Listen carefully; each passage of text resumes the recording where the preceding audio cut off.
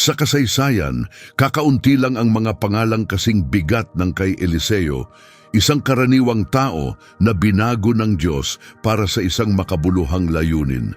Ipinapakita ng kanyang kwento na ang kadakilaan ay pwedeng magmula sa mga hindi inaasahang lugar. Naisip mo na ba kung paanong ang isang taong walang katayuang espesyal ay maaaring piliin para sa isang pambihirang gawain? Pinatutunayan ng buhay ni Eliseo na kapag ang Diyos ang kumikilos, ang simpleng bagay ay nagiging kamangha-mangha. Ihanda mo ang sarili mo para sa isang kwento na magbabago ng pananaw mo at magpapalakas ng iyong pananampalataya. Hindi lang ito isang talambuhay, isa itong paanyaya na makita mo ang potensyal na nakikita ng Diyos sa iyo ngayon. Bago pa siya makilala sa buong Israel, si Eliseo ay isang binatang nagtatrabaho sa sakahan ng kanyang ama. Sa 19 na araw ng pagtatrabaho, makikita natin siyang nasa likod ng araro. Walang kamalay-malay na malapit ng magbago ang takbo ng kanyang buhay. Siya ang namumuno sa 12 pares ng mga baka, isang posisyon na nagpapakita ng kanyang kababaang loob at dedikasyon. Ang magaspang niyang mga kamay at balat na nasunog sa araw ay patunay ng isang buhay na puno ng pagtatrabaho. Ngunit dumating ang sandaling nagpabago sa lahat. Habang nagtatrabaho siya, sa ilalim ng tirik na araw, dumaan si Elias, ang propetang tumatakas kay Reyna Jezebel, na nasa isang misyon mula sa Diyos. Hindi nagatubili si Elias, agad siyang kumilos at inilagay ang kanyang balabal sa balikat ni Eliseo, isang makapangyarihang simbolo ng pagtawag. Agad na naunawaan ni Eliseo na hindi iyon basta-bastang kilos. Ang balabal ay hindi lamang lumang kasuotan. Isa itong sagisag ng pagtawag para maglingkod sa Diyos, isang pagbabagong hindi maaaring balewalain. Sa sandaling iyon, alam ni Eliseo na hindi na babalik sa dati ang kanyang buhay. Hindi siya nagpaliban. Tumakbo siya kay Elias, dala ang kaba at pag-asa. Pahintulutan mo akong halikan muna ang aking ama at ina bilang pamamaalam at sasama na ako sa iyo. Sabi niya, ipinakita ang kanyang pagmamahal sa pamilya at ang kagustuhang sumunod sa tawag. Sumagot si Elias ng isang mahiwaga ngunit makahulugang pahayag, sige, bumalik ka. Ano ba ang ginawa ko sa iyo? Isa itong hamon, isang sandali ng pagdedesisyon para kay Eliseo kung nais ba niya talagang tahakin ang bagong landas na ito. Hindi na nag-alinlangan si Eliseo. Umuwi siya, hindi para umatras, kundi para ipakita ang kanyang matapang na desisyon. Kinuha niya ang mga bakang katrabaho niya, kinatay ang mga ito at ginamit ang araro para gawing panggatong sa pagluluto ng karne. Ipinamahagi niya ito sa iba. Ito'y malinaw na pagputol sa kanyang dating buhay at buong pagtanggap sa kanyang bagong tungkulin. Mula noon, naging tapat na kasama siya ni Elias, patuloy na natuto at sumisid sa karunungan mula sa Diyos. Ang mga sumunod na taon ay naging puno ng mahahalagang aral habang masinsin niyang pinapanood at pinapakinggan ang propetang kanyang pinaglilingkuran. Habang lumilipas ang panahon, lalo pang tumibay ang ugnayan ni Eliseo at Elias. Unti-unti nauunawaan ni Eliseo ang bigat ng panawagang naghihintay sa kanya. Nasaksihan niya kung paano gumawa ng kababalaghan si Elias, kung paanong humarap ito sa mga pinuno at huwad na propeta, at kung paanong lubos itong nagtitiwala sa salita ng Diyos. Dumating ang hudyat ng pagbabago nang maramdaman ni Elias na malapit na ang kanyang pag-alis sa mundo. Sa 2 araw, makikita natin silang magkasama sa huling paglalakbay. Tila sinusubok ni Elias ang katapatan ni Eliseo, binibigyan siya ng pagkakataong maiwan. Manatili ka rito, sabi ni Elias, sapagkat isinugo ako ng Panginoon sa Bethel. Ngunit matatag ang sagot ni Eliseo, buhay ang Panginoon at buhay ka, hindi kita iiwan. Inulit ito sa Jericho at muli sa ilog Jordan. Sa bawat pagkakataon na natiling matatag si Eliseo, ayaw niyang iwan ang kanyang guro. Sa huli, sa gilid ng Jordan, nagtanong si Elias ng nakakagulat, "Sabihin mo, ano ang maari kong gawin para sa iyo bago ako kunin?" Ang sagot ni Eliseo ay puno ng tapang at espiritual na pananabik. "Nais ko po sanang magkaroon ng doble ng inyong espiritu," sagot niya. Isang mapangahas na hiling sa paningin ng ilan. Ngunit nakita ni Elias sa kanya ang pusong handang magpatuloy ng misyon. "Mahirap ang hinihiling mo," sagot ni Elias. "Ngunit kung makita mo akong kunin, magiging iyo ito. Kung hindi, ay hindi." Ang sumunod na nangyari ay isang makalangit na pangyayari na nagpatigil sa puso ni Eliseo.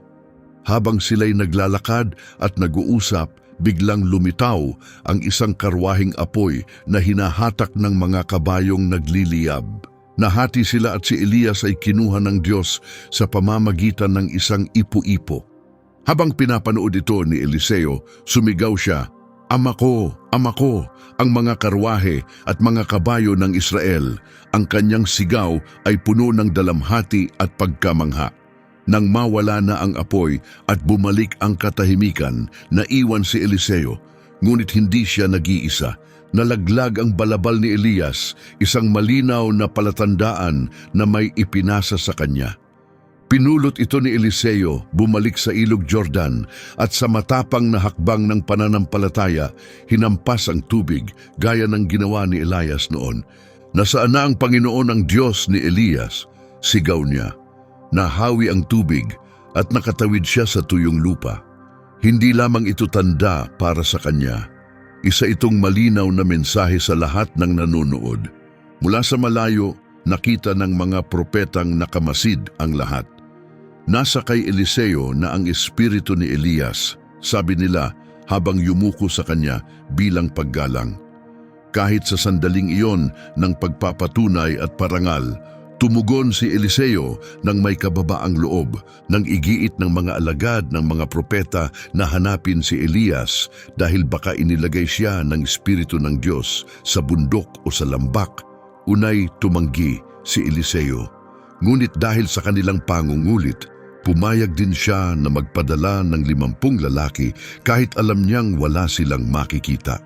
Dito nagsimula ang bagong papel ni Eliseo bilang pangunahing propeta ng Israel. Ngayon suot ang balabal ni Elias at taglay ang dobleng bahagi ng kanyang espiritu, handa na si Eliseo sa kanyang bagong landas. Ang dating magsasakang nagsasaka ng lupa ay ngayon ay sugo ng Diyos. Handa nang humarap sa mga pinuno, gumawa ng kababalaghan at pamunuan ng Israel sa gitna ng pagsubok. Sa kanyang bagong tungkulin, tahimik ngunit matatag na humakbang si Eliseo papunta sa kanyang misyon. Nagsimula ang kanyang gawain sa Jericho, isang matandang lungsod na may magulong nakaraan. Maganda ito sa paningin, ngunit may suliraning nagbabanta sa kaligtasan ng mga tao. Lumapit ang mga lalaki ng Jericho kay Eliseo, humihingi ng tulong. Sa ika-2 hari, Kabanata 11, sinabi nila, "Maganda ang kinalalagyan ng lungsod na ito, gaya ng nakikita mo, ngunit masama ang tubig at hindi mabunga ang lupa. Nanganganib ang kalusugan ng mga tao at naapektuhan ang kanilang kabuhayan." Dahil sa awa at sa gabay ng Espiritu ng Diyos, kumilos si Eliseo sa isang simpleng ngunit makahulugang paraan. Humiling siya ng bagong mangkok na may asin. Nang ito'y dalhin sa kanya, naglakad siya patungo sa pinagmumulan ng tubig, isinaboy ang asin at ipinahayag ang pangako ng Diyos. Sa 2 Hari 2:21-22, mababasa natin, pumunta siya sa batis, isinaboy ang asin at sinabi, "Ito ang sabi ng Panginoon, ginawa ko ng malinis ang tubig na ito. Hindi na ito magdudulot ng kamatayan o pagkabaog." Mula noon, nanatiling malinis ang tubig gaya ng sinabi ni Eliseo. Hindi lang ito himala, ito'y palatandaan ng kanyang pagtawag upang magdala ng kagalingan at pagbabago. Habang bumabalik ang sigla ng tubig sa Jericho, tinatahak ni Eliseo ang landas ng espiritual na pagbabago para sa bansa. Pagkatapos sa Jericho, tumuloy si Eliseo papuntang Bethel. Sa kanyang paglalakbay, may pangyayaring nagpakita ng kabigatan ng kanyang tungkulin at ng panganib ng panlilibak sa isang pinili ng Diyos. Habang umaakyat siya sa daan, may grupo ng mga kabataang lalaki na lumapit at nagsimulang mangutya sa kanya. Sa ika-2 hari, Kabanata 23, mababasa natin, habang siya'y paakyat sa Betel, may mga kabataang lalaki mula sa bayan na lumapit at nilibak siya. Sinasabi, "Umakyat ka na, kalbo! Umakyat ka na, kalbo!" Hindi ito simpleng biro, isa itong pagtanggi sa kapangyarihang taglay ni Eliseo bilang propeta. Mabilis siyang tumugon at ang kanyang kilos ay may malalim na kahulugan. Sa ika-2 hari, Kabanata 2, talata 24, isinulat, "Lumingon siya, nakita sila at isinumpa sila sa ngalan ng Panginoon. Mula sa kagubatan, lumabas ang 2 oso at sinugod ang 42 kabataan. Isa itong seryosong babala tungkol sa paggalang sa mga sugo ng Diyos at ang kapalit ng panlilibak sa kanyang mga lingkod. Mula noon, humarap si Eliseo sa mga sitwasyong nangangailangan hindi lang ng lakas ng loob, kundi ng matalas na pananaw at karunungan. Isang araw, nagkaisa ang mga hari ng Israel, Huda at Edom upang labanan ang Moab. Ngunit nang maubos ang tubig ng kanilang hukbo, naharap sila sa panganib ng pagkauhaw. Kinailangan nila ng gabay, kaya't hinanap nila ang isang propeta. Sa ika-2 hari 3, 11 hanggang 12, tinanong ni Jehoshaphat, "Wala bang propeta ng Panginoon dito upang tanungin natin ang Diyos kung ano ang dapat gawin?" Sumagot ang isa sa mga lingkod ng hari ng Israel, "Narito si Eliseo na anak ni Shaphat, ang dating lingkod ni Elias." Sabi ni Jehoshaphat, nasa kanya ang salita ng Panginoon, kaya't nagtungo ang 3 hari upang makipagkita kay Eliseo. Bagamat nauunawaan niya ang sitwasyon, kinilala rin niya ang kawalang katapatan ng hari ng Israel. Pinagsabihan niya ito ng matindi, ngunit nagpa siya pa ring tumulong bilang paggalang kay Jehoshaphat upang ihanda ang sarili sa pakikinig sa Diyos. Humiling si Eliseo na patugtugin ang isang tugtugin. Habang lumalaganap ang musika, napuno siya ng espiritu at nagbigay ng mensahe na puno ng pag-asa. Hindi lang siya nangakong magkakaroon ng tubig, nangako rin siya ng tagumpay sa labanan. Sa 2 hari 3:16 hanggang 18, sinabi ni Eliseo, "Ito ang sabi ng Panginoon, gumawa kayo ng mga kanal sa buong lambak na ito. Hindi kayo makakakita ng hangin o ulan, ngunit mapupuno ng tubig ang lambak. Magkakaroon kayo at ang inyong mga alagang hayop ng maiinom. Madali lang ito sa Panginoon, ibibigay din niya sa inyo ang tagumpay laban sa mga Moabita." Pagsikat ng araw, dumating ang tubig mula sa Edom at binaha ang lugar ayon sa sinabi ni Eliseo. Naligtas ang mga sundalo, ngunit nalinlang din ang mga kaaway. Dahil sa sinag ng araw na tumama sa tubig, nagmukhang dugo ito.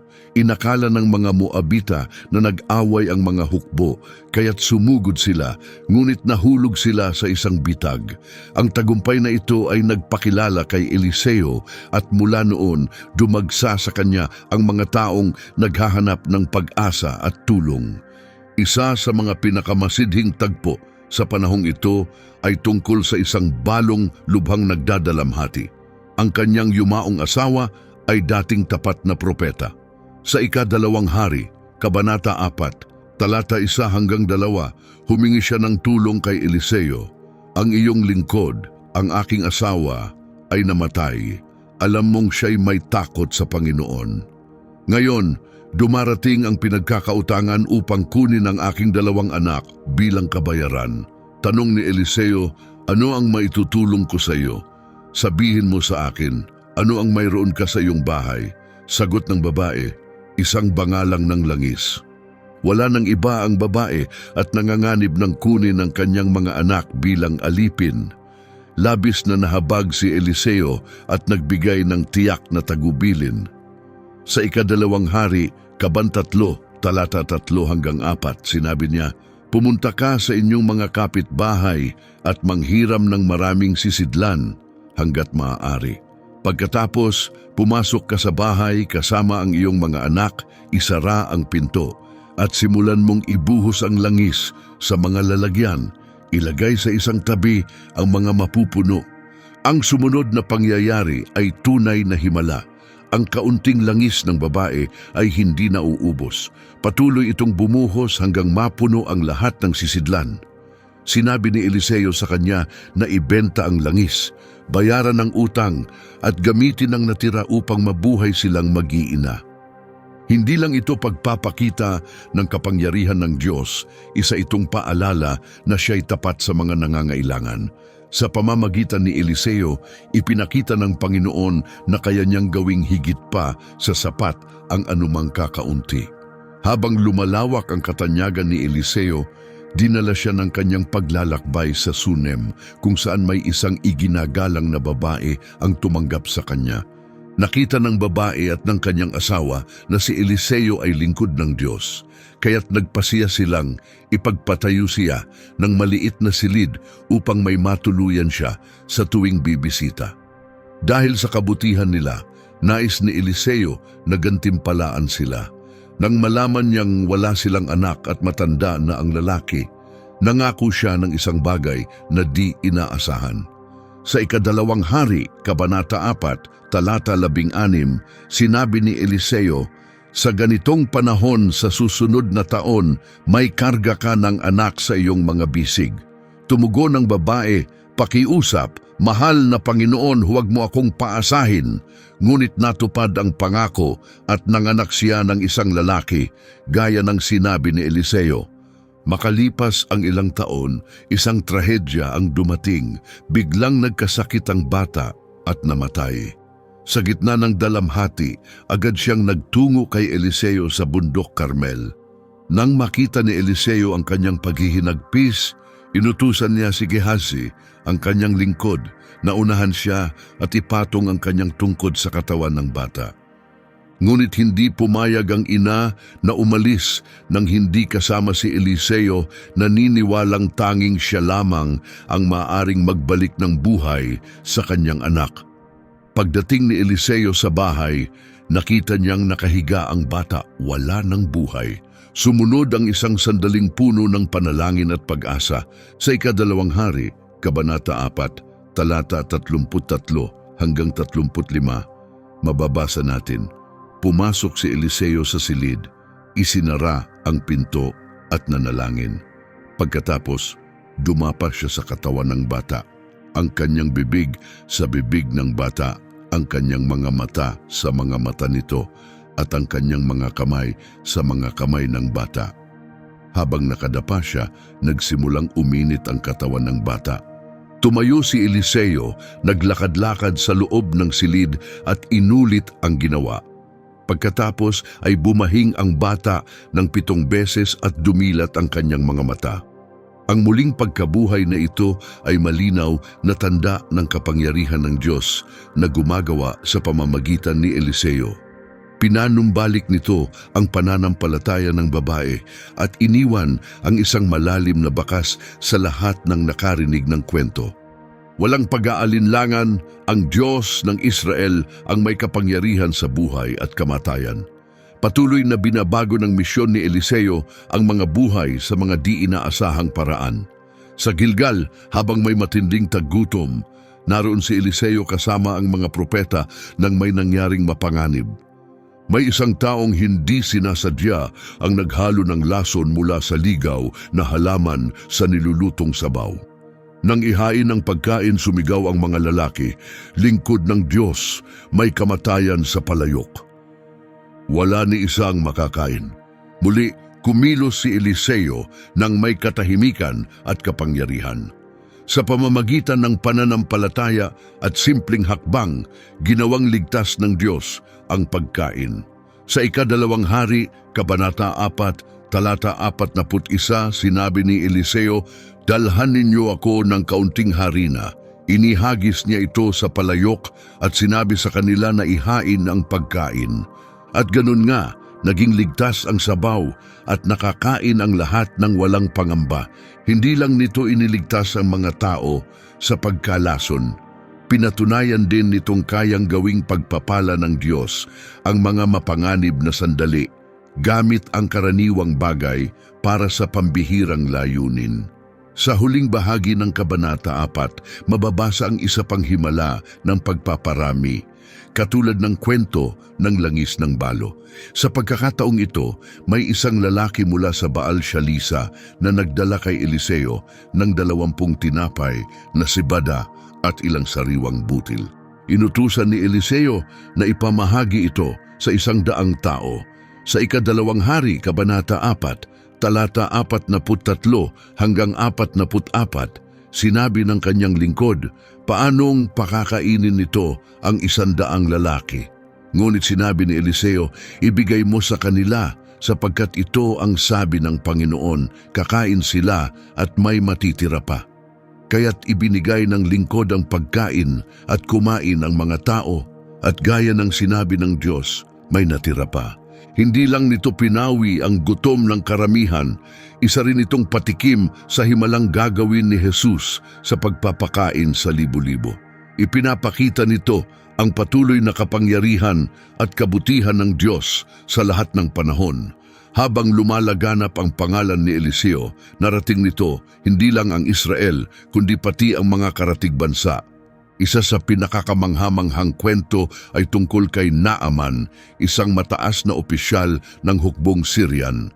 Ayon sa ika-2 hari, Kabanata 5, talata 1, si Naaman, pinuno ng hukbo ng hari ng Syria, ay iginagalang at pinararangalan sapagkat sa pamamagitan niya ay nagbigay ang Panginoon ng tagumpay sa Syria.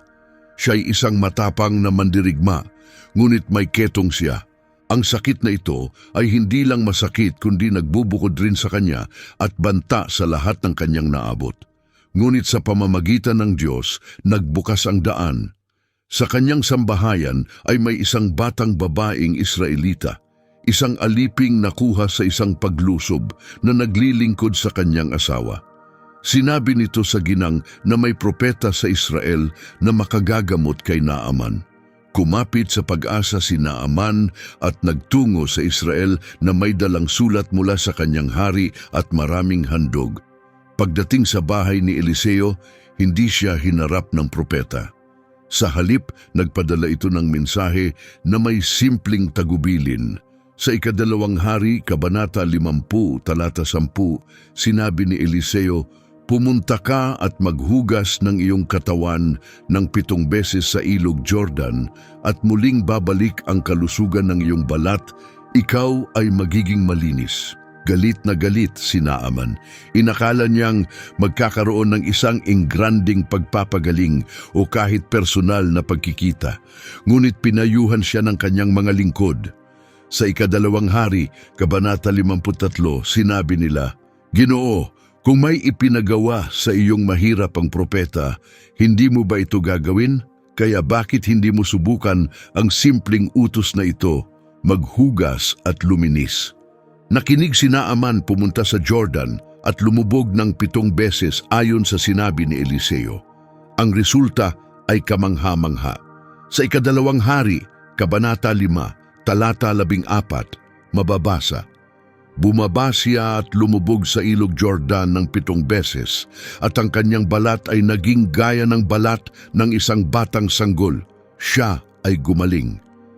Hindi lang ito pisikal na paggaling, isa itong simula ng mas malalim na pagbabago sa puso ni Naaman, isang patunay na ang Diyos ng Israel ay hindi lang nagpapagaling ng katawan, kundi nagbabago rin ng buhay. Ang kanyang paggaling ay nagdala ng higit pa sa kalusugan. Itinulak siya sa pagpapahayag ng pananampalataya. Sa ika-2 hari, Kabanata 5, talata 15, idineklara niya, ngayon ay alam ko na walang ibang Diyos sa buong mundo kundi sa Israel lamang. Bilang pasasalamat, inalay niya kay Eliseo ang mamahaling mga regalo, ngunit matatag itong tinanggihan ng propeta. Ipinapakita na ang biyaya ng Diyos ay hindi binabayaran. Ngunit si Gehazi, lingkod ni Eliseo, ay natukso ng kasakiman. Palihim niyang sinundan si Naaman, nagsinungaling at kinuha ang mga handog para sa sarili. Sa pamamagitan ng kapahayagan mula sa Diyos, nalaman ni Eliseo ang nangyari. Hinarap niya si Gehazi at binigkas ang isang mabigat na hatol. Sa ika-2 hari, Kabanata 5, talata 27, sinabi ni Eliseo, "Ang ketong ni Naaman ay sasapit na ngayon sa iyo at sa iyong angkan magpakailanman." Lumisan si Gehazi na may ketong puti ang balat na parang niyebe. Isang matinding paalala ito kung gaano kahalaga ang katapatan at ang panganib ng paggamit ng espiritual na autoridad para sa pansariling kapakinabangan. Patuloy ang misyon ni Eliseo, puno ng mga dakila at tila mumunting tagpo. Isang araw, habang nagpapalawak ng tirahan ng mga propeta, may nangyaring di inaasahan. Sa ika-2 hari 6.5, mababasa natin na habang pumuputol ng kahoy ang isang lalaki, nahulog sa ilog ang bakal ng hiniram niyang palakol. Sa takot ay sumigaw siya kay Eliseo, "Naku, Panginoon ko, hiram lang po iyon." Para sa isang taong salat sa yaman, ang pagkawala ng isang kasangkapan ay napakalaking problema. Naantig si Eliseo at muling gumawa ng himala. Sa ika-2 hari, 6.6 hanggang 7, tinanong niya kung saan ito nahulog. Itinuro ng lalaki ang lugar. Pumutol si Eliseo ng isang patpat, inihagis ito sa tubig at lumutang ang bakal. "Kunin mo," sabi niya. Inabot ito ng lalaki at kinuha. Maaaring maliit na pangyayari ito, pero pinapakita nito na ang Diyos ay nagmamalasakit maging sa maliliit na detalye ng ating buhay. Mula sa mga pang-araw-araw na suliranin, lumawak ang impluensya ni Eliseo hanggang sa mga pandaigdigang usapin. Sa gitna ng patuloy na alitan sa pagitan ng Israel at Syria, paulit-ulit na binabalaan ni Eliseo ang hari ng Israel tungkol sa mga patibong ng mga Syrian. Sa ika-2 hari 6 hanggang 10, mababasa natin na ipinapasabi ni Eliseo sa hari, "Iwasan mo ang lugar na ito, may bitag ang mga Syrian diyan." Paulit-ulit itong ginagawa ng hari at naililigtas ang kanyang hukbo sa kapahamakan. Dahil dito nagalit ang hari ng Syria, inakala niyang may taksil sa kanyang hanay. Nang malaman ng hari ng Syria na si Eliseo ang nagpapahayag ng mga lihim ng kanilang plano, nagpadala siya ng malaking hukbo upang hulihin ang propeta sa bayan ng Dotan. Sinundan ito ng isa sa pinakamahigpit na sandali sa buhay ni Eliseo. Kinaumagahan, nagising ang lingkod ni Eliseo at nakita ang mga kawal ng kalaban na pumapalibot sa lungsod. Sa takot, tumakbo siya kay Eliseo. Nanatiling kalmado si Eliseo at nanalangin, "Panginoon, buksan mo ang kanyang mga mata upang siya'y makakita." Ayon sa ika-2 hari 6:17, nabuksan ang mga mata ng lingkod at nakita niyang ang mga burol ay puno ng mga kabayo at karwahing apoy na nakapalibot kay Eliseo. Isang nakamamanghang sulyap ito sa hindi nakikitang mundo na nagpapakita na mas makapangyarihan ang proteksyon ng Diyos kaysa anumang banta sa lupa. Isang matinding aral ito tungkol sa presensya ng Diyos sa gitna ng matinding takot. Pagkatapos, nanalangin si Eliseo na bulagin ang mga kawal ng Syria at sinagot siya ng Diyos.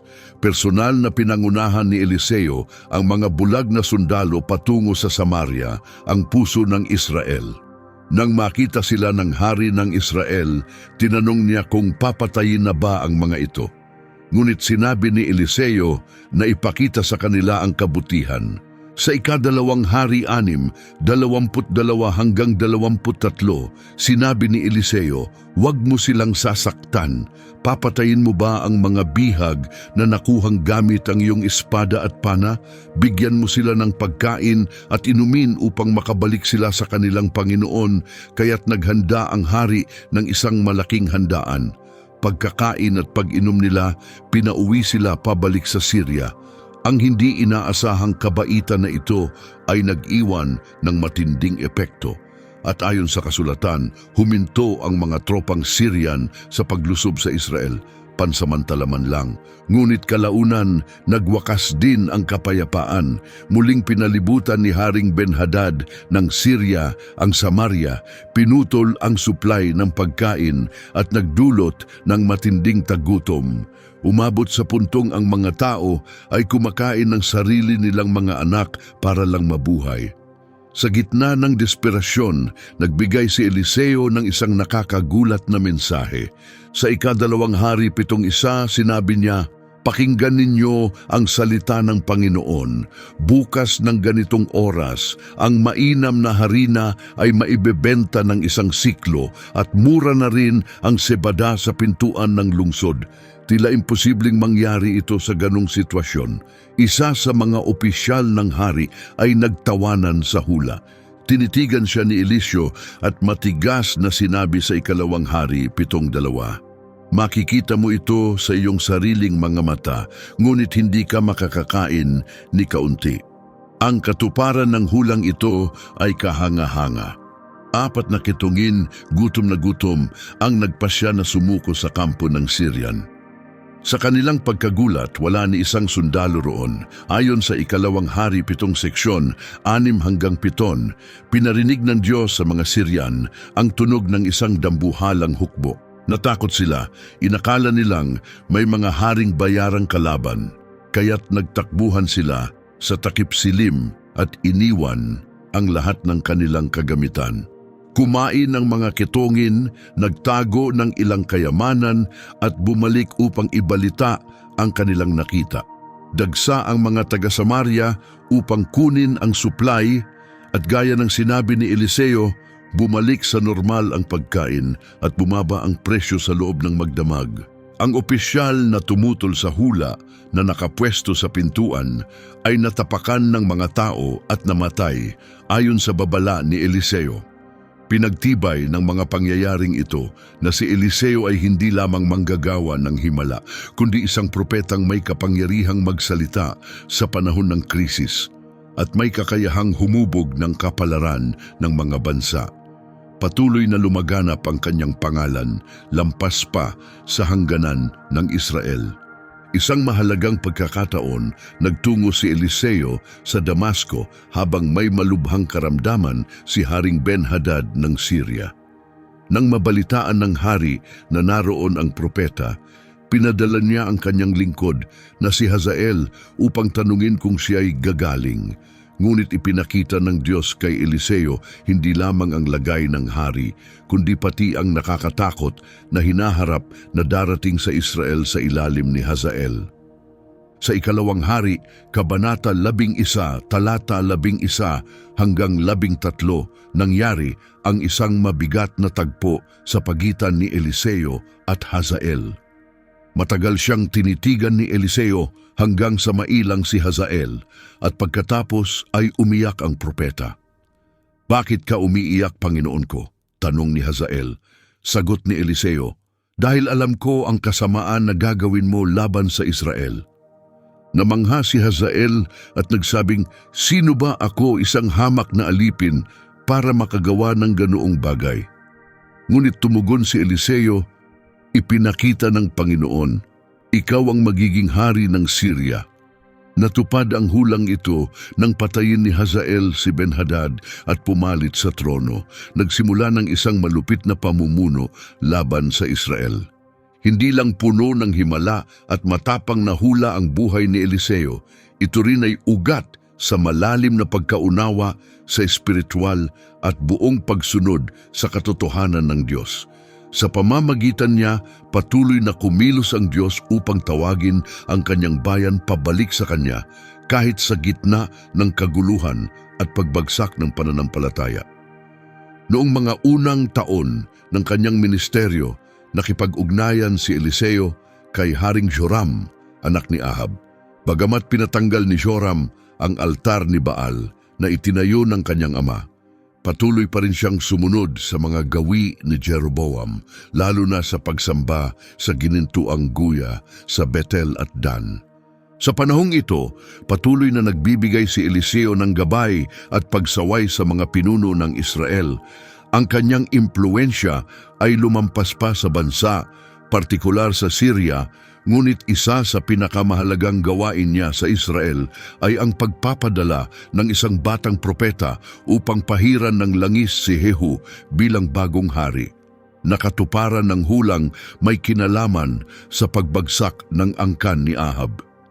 Sa ikalawang hari, Kabanata 9, talata 1 hanggang 3, sinabi ni Eliseo sa kabataang propeta, "Maghanda ka, kunin mo ang prasko ng langis at pumunta ka sa Ramot Gilead.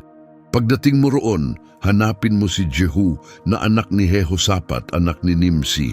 Dalhin mo siya sa isang silid, buhusan ng langis ang kanyang ulo at sabihin, ito ang sabi ng Panginoon, pinahiran kitang maging hari ng Israel.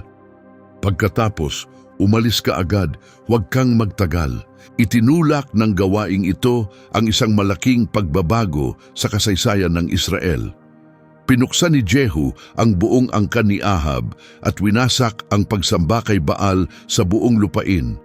Ngunit kahit sa tagumpay na ito, patuloy pa rin siyang sumunod sa gawi ni Jeroboam at hindi lubusang sumunod sa Panginoon. Paulit-ulit ang ganitong pattern sa kwento ng Israel. Kahit ang mga haring may mabuting layunin ay madalas bumibigo sa ganap na katapatan. Sa panahon ni Joas, nakilala rin bilang Jehoas, muling nag-iwan ng mahalagang bakas si Eliseo kahit nalalapit na ang kanyang kamatayan. Habang nakaratay si Eliseo, dumalaw sa kanya si Haring Joas, puno ng lungkot. Sa ikadalawang araw, 14 ng tanghali, mababasa natin, nagkasakit si Eliseo ng sakit na ikinamatay niya. Dumalaw si Joas, hari ng Israel, at umiyak sa harap niya, sinasabing, Ama ko, ang mga karwahe at mga kabayo ng Israel. Ang mga salitang iyon ay umaalingaw-ngaw sa mismong sinabi noon ni Eliseo tungkol kay Elias. Ang pag-iyak ni Joas ay nagpapakita ng kanyang labis na paggalang kay Eliseo, hindi lamang bilang propeta, kundi bilang espiritual na lakas sa likod ng proteksyon ng Israel. Sa kanilang huling pagkikita, ibinigay ni Eliseo ang isang makahulugang hula na tumutukoy sa nalalapit na tagumpay ng Israel laban sa Syria. Sa ikadalawang hari 13, 15 hanggang 19, mababasa natin ang huling propetikong kilos ni Eliseo. Sinabi niya kay Haring Joas, kumuha ka ng pana at ilang palaso. Sumunod ang hari. Sinabi pa ni Eliseo, ilagay mo ang iyong kamay sa pana. At habang ginagawa ito ni Joas, inilagay naman ni Eliseo ang kanyang mga kamay sa ibabaw ng kamay ng hari, isang sagisag ng banal na paggabay. Inyong buksan ang bintana sa silangan, utos ni Eliseo, at binuksan ito ni Joas. Ngayon, iputok mo, dagdag ni Eliseo, pinakawala ng hari ang palaso. Sinabi ni Eliseo, ang palasong ito ay tanda ng pagliligtas ng Panginoon ng iyong tagumpay laban sa mga Syrian. Tatalunin mo sila sa Apek hanggang sila'y mapuksa. Pagkatapos, sinabi ni Eliseo na kunin ang mga natitirang palaso at hampasin ang lupa. 3 beses lamang humampas si Joas at tumigil. Nalungkot si Eliseo at sinabing, dapat hinampas mo ito ng 5 o 6 na beses. Kung ginawa mo yon, tuluyang mapapabagsak mo ang Syria. Ngunit ngayon, 3 beses mo lamang sila matatalo. Ipinapakita ng tagpong ito kung gaano kahalaga ang buong pusong pagsunod. Ang limitado at kalahating pusong kilos ni Joas ay sumasalamin sa kanyang hindi ganap na pagtitiwala sa Diyos, na siyang naging dahilan kung bakit limitado rin ang tagumpay ng Israel. Ngunit kahit pagkatapos ng kamatayan ni Eliseo, nanatili ang kanyang impluensya.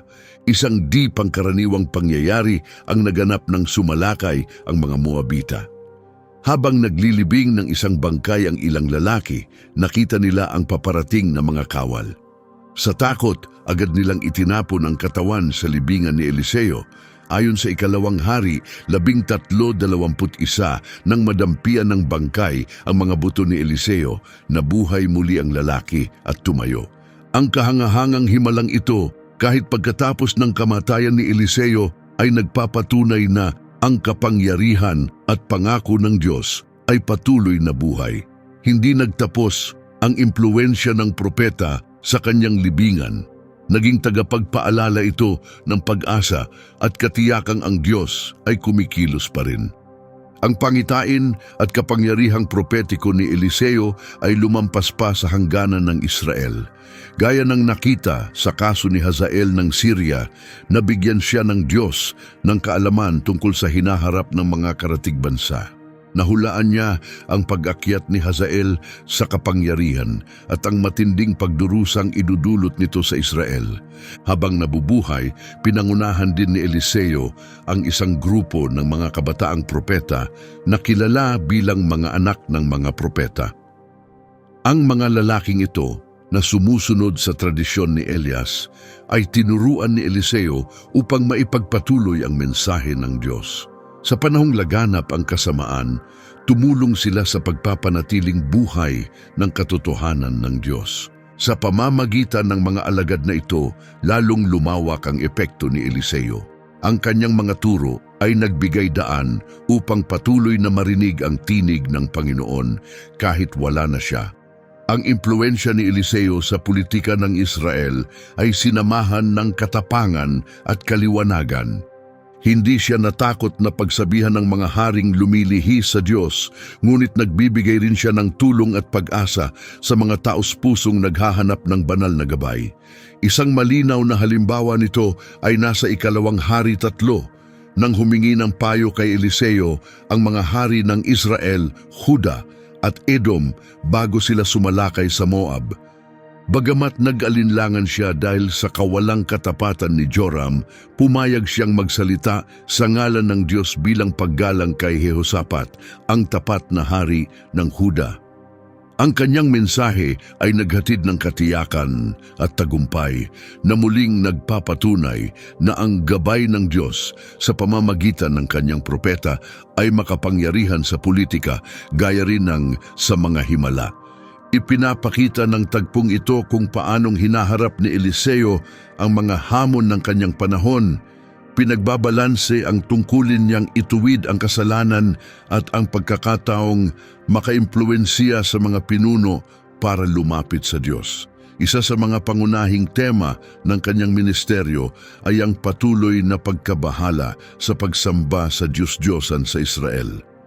Bagamat kaunti lamang ang mga naitalang direktang sermon niya laban kay Baal o sa gintong guya, makikita ang epekto niya sa mga pagsubok ng reforma gaya ng nangyari sa pamumuno ni Jehu. Ang idolatriya ay hindi lamang espiritual na pagkakamali, ito'y banta rin sa mismong pagkakakilanlan at kinabukasan ng Israel. Naiintindihan ni Eliseo na ang katapatan sa Diyos ay mahalaga sa kaligtasan ng bansa, sa espiritual, panlipunan at pampulitikang aspeto. Higit pa sa mga hari, madalas ding tumutok si Eliseo sa pagtulong sa mga mahihirap at nangangailangan. Ang kanyang mga himala, gaya ng pagpaparami ng langis para sa isang balo at pagbuhay sa anak ng sunamitang babae, ay nagpapakita kung paanong ang kanyang gawain ay umabot sa mga ordinaryong tao, hindi lang sa mga makapangyarihan. Ang kanyang malasakit sa mga karaniwang mamamayan, kasabay ng papel niya sa pambansang usapin, ay salamin ng kabuuan ng kanyang tawag bilang propeta. Si Eliseo ay nagsalita para sa Diyos sa harap ng mga hari at sa alikabok ng mga lansangan, paalala sa lahat na ang hustisya at awa ng Diyos ay para sa lahat mula sa trono hanggang sa tahanan.